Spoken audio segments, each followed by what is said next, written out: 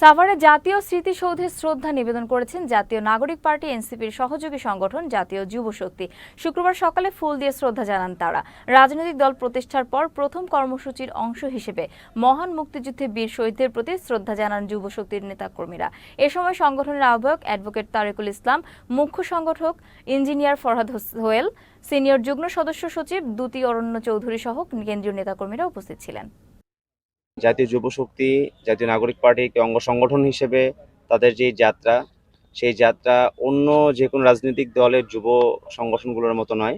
আমরা মনে করি যে বাংলাদেশের মধ্যে গত ৫৩ বছরে যুব সংগঠনগুলো টেন্ডারবাজি, চাঁদাবাজি, ক্যাডারবাজির একটি হাতিয়ার হিসেবে তারা হয়েছে। প্রত্যেকটি রাজনৈতিক দল তাদের যুব সংগঠনগুলোকে তারা ক্ষমতায় টিকে থাকার একটি হাতিয়ার হিসেবে তারা ব্যবহার করে।